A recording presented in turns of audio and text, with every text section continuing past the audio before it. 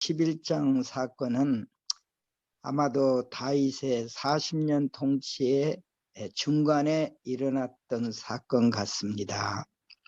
다윗은 그동안 많은 원수들과 겨루어서 그들을 정복했습니다. 이제 그는 모든 원수 가운데 가장 강한 원수인 그 자신의 유격적인 본성과 맞닥뜨리게 되었습니다. 너무나도 많은 찬양과 칭찬으로 인하여서 교만의 위험이 이르게 되었고, 어쩌면 그것이 그를 파멸로 이끌 것입니다. 우리가 원할 것 같으면 다른 사람의 실수로부터 배울 수 있습니다. 성경은 한 사람이 범한 죄로부터 치유된 사실이 충분히 드러날 수 있도록 죄의 기록을 보존하고 있는 것을 보게 됩니다. 대개 내리막길은 점진적입니다. 감지할 수 없을 정도의 그런 경사로인 것처럼 다윗에게도 유혹은 그렇게 찾아왔습니다. 부조와 선지자 하권 443페이지 444페이지에 따르면 5가지의 악한 가마가 다윗을 타락으로 이끌었다고 말합니다. 첫째는 자신과 자만의 정신, 둘째는 아첨과 칭찬, 셋째는 권세와 향락의 교묘한 부추김, 넷째는 신민에게는 적용되는 법이 군주에게는 면제된다고 주장하는 주변 나라들의 만연한 가마, 다섯째는 하나님을 의지하는 대신에 그 자신의 지혜와 힘을 신뢰함이라고 말함으로써 그가 유혹에 빠져들게 된 배경을 설명해 주고 있습니다. 444페이지를 계속 읽어보면 원수의 일은 돌발적이거나 처음부터 갑작스럽게 놀랄만한 방법으로 시작되지 않는다. 그것은 비밀리의 원칙이란 요새를 침식한다. 그것은 명백히 매우 적은 일, 곧 하나님께 충실하고 전적으로 의지하기를 게을리하고 세상의 풍속과 행습을 따르는 경향에서 시작된다. 사무엘하 11장은 군대가 랍바라고 하는 오늘날의 요르단 수도 암만입니다. 랍바라는 성을 함락하기 위하여서 전쟁 중에 있을 때 다윗은 왕궁에 머물러 있었다고 그렇게 말하고 있습니다. 모든 휘하의 장수들이 그리고 그의 군대가 전장에 있을 때 다윗은 한가로이 왕궁 지붕 위를 거닐었다고 성경은 말하고 있습니다. 그때 한 여인이 목욕하는 것을 보았는데 심히 아름다워 보였다고 합니다. 그래서 다윗이 사람을 보내어 그 여인을 알아보게 하였고 그가 햇사람 우리아의 아내 밧세바인 것을 알게 됩니다. 이 우리아는 사무엘하 23장 39절에 나오는 다윗의 용사들 37인의 용사들 가운데 한 사람이며 다윗에게 매우 충직한 부하였던 것을 보게 됩니다. 다윗이 사자를 보내서 밧세바를 자기에게로 데려오게 하고 밧세바와 동침을 하게 됩니다. 그리고 밧세바가 집으로 돌아갔는데 소식을 보내기를 내가 잉태하였나이다 라고는 소식을 보냈습니다. 다윗의 생애 초기에 현명하고 분별력 있는 한 여인 아비가일은 다윗을 피 흘림과 비극으로부터 구원하여 주었습니다. 이제 다윗은 여인의 육체적 아름다움으로 인한 일시적 쾌락을 탐하여서 스스로 죄악의 함정에 빠졌습니다. 다윗의 죄는 그 자신의 책임이었습니다. 근데 저희는 한번 생각을 해봅니다. 밧세바가 아비가일이었다면 미래가 어떻게 달라졌을까? 덕 있는 가마를 누가 측량할 수 있겠는가? 그 값은 진주보다 더하니라고 하는 이 잠언 31장 10절의 말씀을 떠올려 봅니다. 다윗의 분류는 하나님과 언약 관계를 훼손하는 불충실한 행위였습니다. 다윗은 아무도 그의 죄를 발견할 수 없도록 그 증거를 감추고자 시도합니다. 이를 그럴듯하게 만들기 위하여 전장에 있는 우리야를 소환합니다. 내 집에 내려가서 발을 씻으라.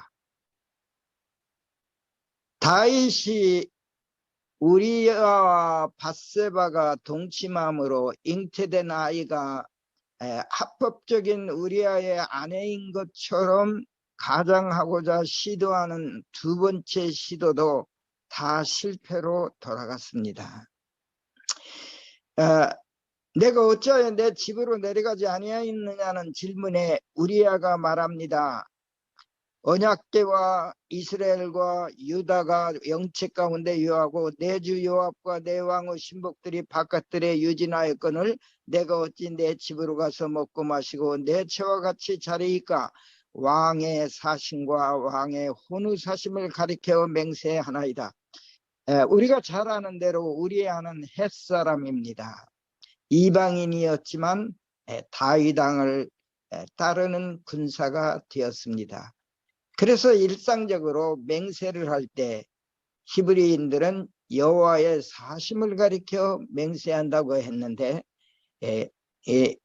우리아는 햇사람이었기 때문에 그가 사랑하고 존경하는 왕의 사심을 가리켜 맹세함으로써 왕이 섬기는 여호와의 사심으로 맹세를 하게 된 것입니다.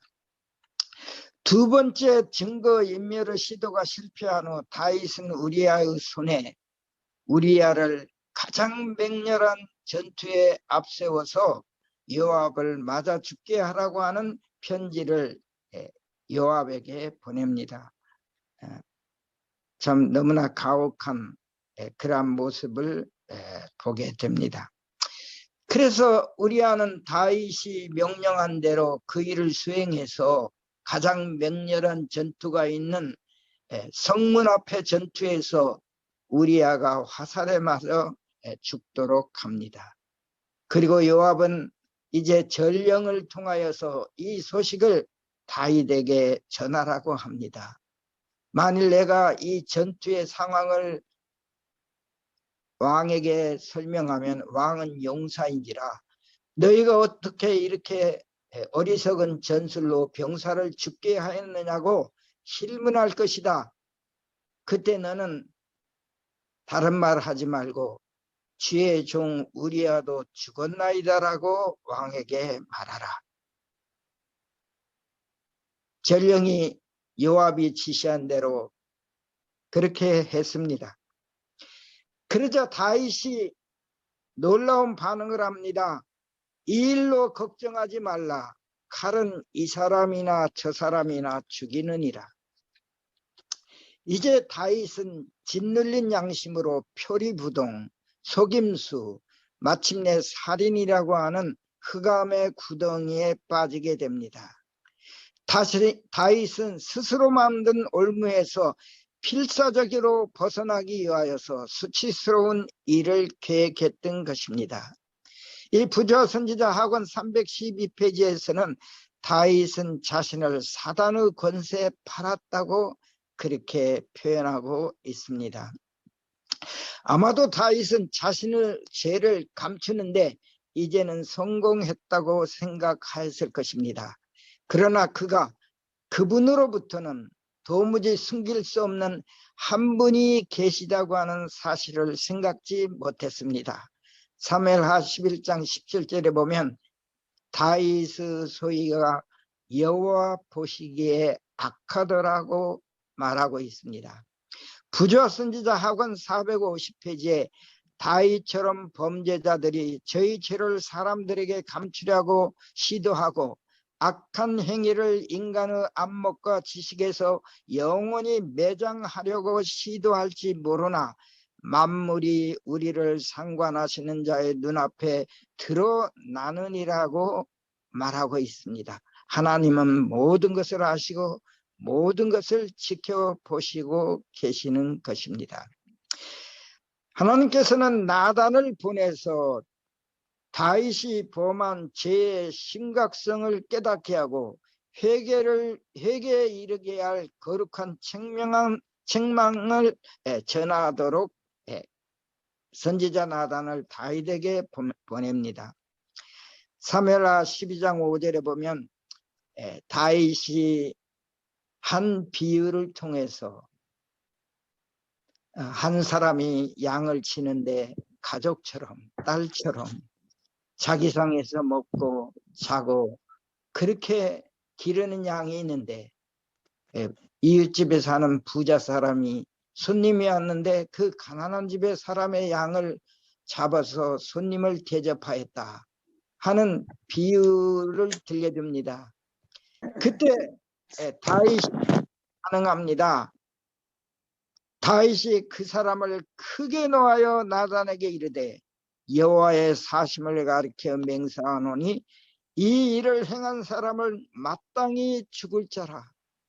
그리고 저가 4배나 갚아야 될 것이다. 라고 선언합니다. 출애굽기 22장 1절에 보면 어떤 사람이 다른 사람의 양을 도적질해 가면 4배를 갚아야 된다고 그렇게 말하는 것을 보면 다윗은 율법에 맞도록 반응했던 것을 보게 됩니다. 그런데 나단이 이 다윗이 자신을 정죄한 이 모습을 보고 난 다음에 7절에 나단이 다윗에게 이르되 당신이 그 사람이라. 다윗이 자신의 선거를 선언한 다음에 통렬한 기별이 다윗에게 전해진 것입니다.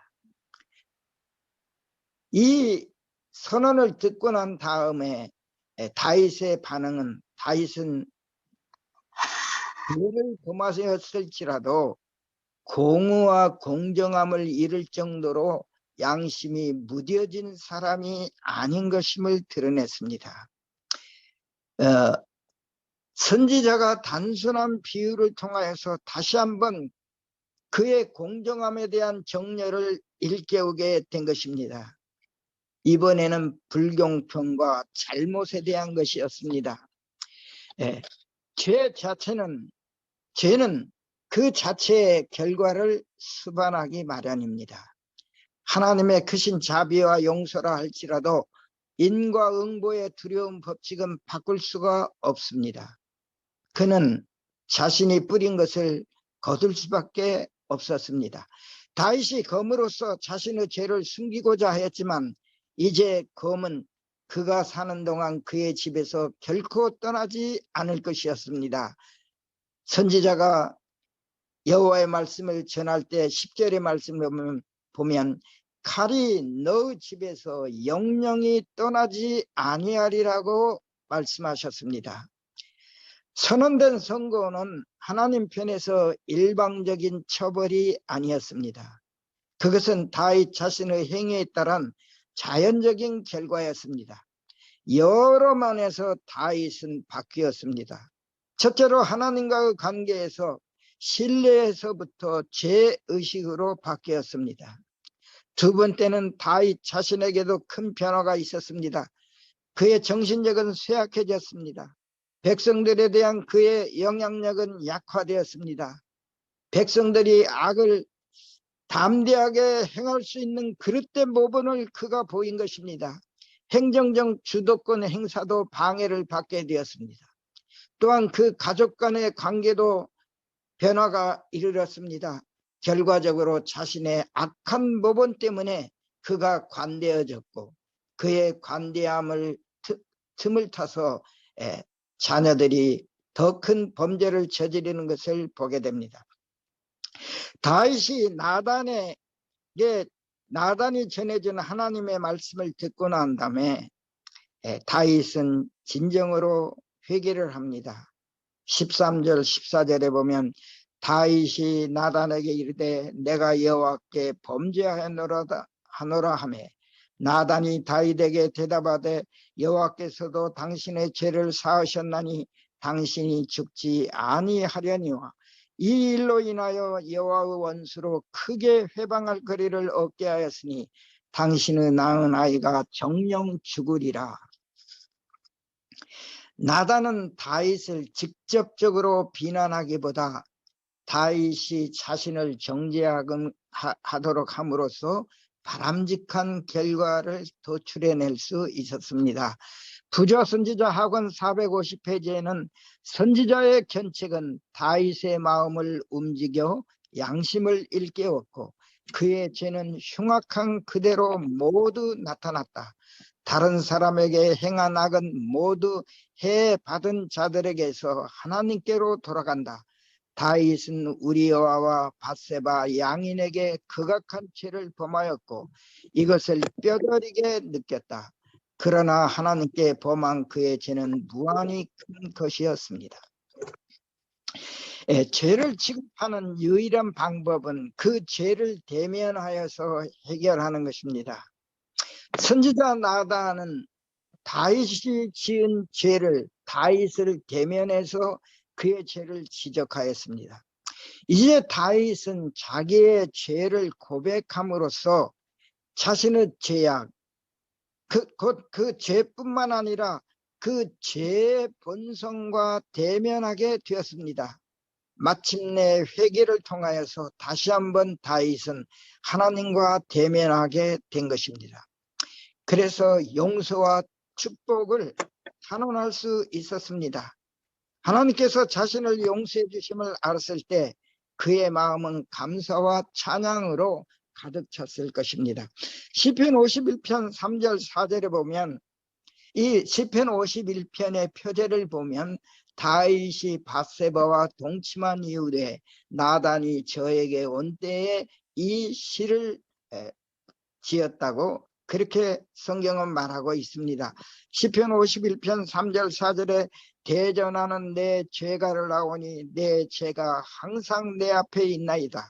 내가 주께만 범죄하여 주의 목전에 악을 행하였사오니 주께서 말씀하실 때 의로우시다 하고 판단하실 때 순전하시다 하리이다.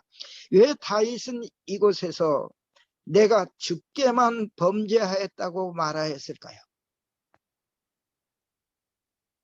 그는 밧세바에게 죄를 범하였습니다. 그리고 그가 지은 죄를 많은 사람들이 알고 있었습니다. 요압이 알고 있었고 밧세바를 알아보기에 보낸 사람이 알고 있었고 밧세바를 데려온 사람이 알고 있었고 궁중에 알만한 사람들은 다 알고 있었고 요압과 그 군대가 알고 있었습니다. 그런데 왜 다윗은 내가 주께만 범죄하라고 말하였을까요? 한 사람이 죄를 범하여서 훼손된 첫 번째 관계는 인간관계가 아닙니다. 사람들은 대부분이 자기 죄를 숨기기 위해서 인간관계를 개선하기 위하여 노력합니다. 마치 다윗처럼 말입니다. 우리아를 불러들이고 요압을 시켜서 후회라도 잡음을 일으킬 수 있는 장본인을 제거하고 여러 인간관계를 통하여서 자기 죄를 감추려고 시도합니다. 그렇지만 한 사람이 죄를 범했을 때 첫 번째로 훼손한 관계는 하나님과 그와의 관계입니다. 인간과 인간의 수평적인 관계가 아니고 하나님과 그 사람 사이의 수직적인 관계가 먼저 회복되지 않는 한 그가 범한 죄는 언제든지 하나님 앞에 그대로 있게 되는 것입니다. 다윗은 이 사실을 깨달았습니다. 그래서 이번에는 자기의 죄를 사람들 앞에 숨기려고 하기보다는 하나님 앞에 직접 나아가서 내가 죽게만 범죄하였어 내 죄가 항상 하나님 앞에 있다고 그렇게 고백하게 된 것입니다. 부지와 선지자 하권 456페이지에 이스라엘 왕은 자신의 범죄와 하나님의 은혜를 통한 용서에 대한 그의 희망을 자세히 언급하였다. 그는 자신의 죄악을 감추려고 노력하는 대신 다른 사람들이 그의 타락의 슬픈 역사로 교훈을 받을 수 있기를 갈망하였다. 다윗은 자신의 죄로 인한 비극과 죄악을 통하여서 그리고 죄가 가져온 심판과 무서운 보응에 직면함으로써 복음의 복된 소식을 보다 충분히 깨달을 수 있게 된 것입니다. 부지와 선지자 하권 318페이지 319페이지에는 다윗의 회개는 성실하고 깊은 회개였다. 자기의 죄악을 변명하려고 노력하지 않았다. 그 기도에는 결코 경고된 형벌을 피하려는 욕망이 없었다. 오히려 하나님께 대한 자기의 죄의 흉악함과 자기 영혼의 더러움을 보고 죄를 미워하였다. 그가 기도한 것은 용서만을 얻고자 함이 아니요 마음의 정결을 얻기 위함이었다. 다윗은 절망 중에 투쟁을 포기하지 아니하였다. 회개한 죄인들에 대한 하나님의 약속에서 그는 하나님의 용서와 간합하심의 증거를 보았다.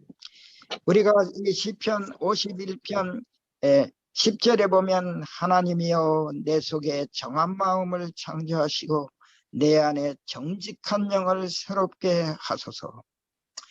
이 시편 51편의 기도와 시편 32편의 기도는 우리가 죄를 범하였을 때 하나님 앞에 어떤 자세로 나아갈 때 우리가 하나님으로부터 진정으로 사죄함을 받을 수 있는가를 말해주고 있습니다.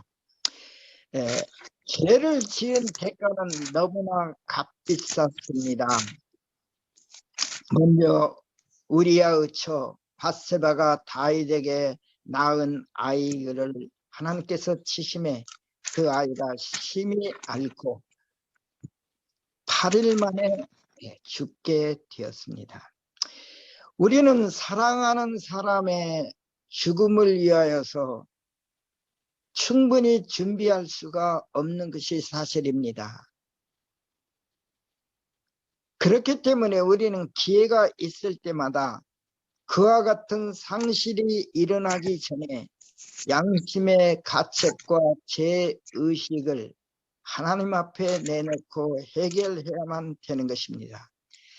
가책의 짐을 해결하지 아니하고서는 슬픔만을 감당하기는 우리 인간의 영역성이 너무나 연약하다는 것을 우리 모두가 경험하고 있는 것입니다. 하나님께서는 너그러운 분이시고 용서를 기뻐하시는 분이시기 때문에 밧세바와 다윗 사이에 아이가 탄생했을 때 그 이름을 솔로몬이라고 그렇게 지었습니다.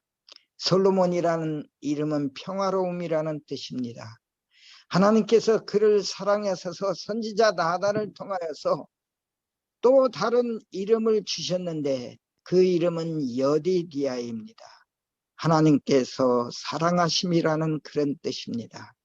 참 하나님의 은혜의 신비 가운데 하나는 하나님께서 솔로몬을 선택하셨다는 사실입니다.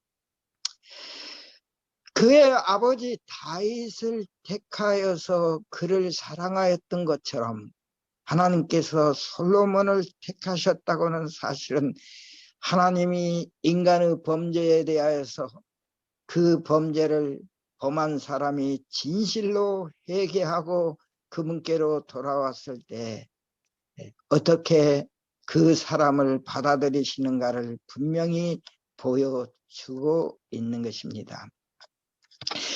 이제 이 다윗의 범죄로 인하여서 나단이 선고한 그 말씀 가운데 내 집에 죄화가 끊이지 않고 일어나리라고 말했습니다.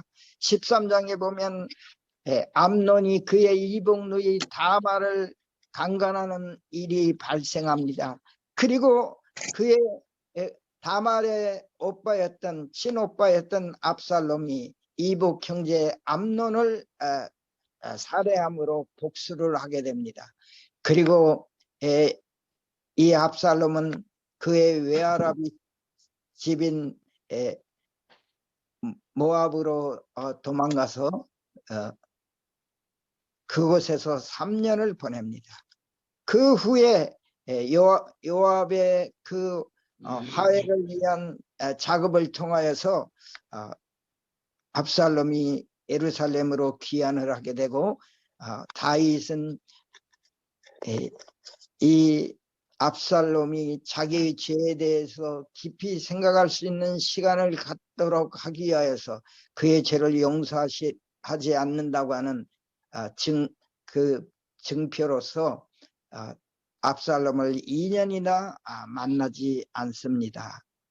그 기간 동안에 압살롬은 그 2년간 다윗을 만나지 못한 일, 그리고 그 이후에 4년간 반역을 위하여서 준비를 함으로써 14장 25절부터 19장 40절까지 보게 되면 다윗에 대한 압살롬의 반역 사건이 일어나게 됩니다. 우리는 이 압살롬의 이 그 반역 사건을 통하여서 사람들이 위기에 닥쳤을 때 어떻게 반응하는가를 잘 보여주고 있습니다. 예를 들어서 가드에서 온 이때 아렉 사람 후세, 사독의 아들 아히마아스, 아비아들의 아들 요나단, 길르앗에 있는 다윗의 친구들이었던 소비, 마길, 바르실레, 이런 사람들은 위기에 빠진 다윗에게 끝까지 충성하는 모습을 보여줍니다. 그렇지만 시바와 시므이 같은 사람들은 이런 위기를 통하여서 그동안 다윗에게 품었던 좋지 못한 감정을 그대로 드러내고 혹은 자기의 입속을 챙기기 위한 일들을 도모하는 일을 보게 됩니다. 반역을 일으킨 압살롬은 에브라임 숲에서 죽게 되고 그날의 전투가 얼마나 격렬하였는지 성경은 2만 명 정도가 살육되었다고 그렇게 말하고 있습니다. 압살롬의 죽음에도 다윗 왕은 자기의 죄로 인하여서 자식들에게 일어난 계속되는 죄화로 인하여서 압살롬의 죽음을 자신의 죄에 대한 결과로서 깊은 슬픔을 나타내는 것을 보게 됩니다.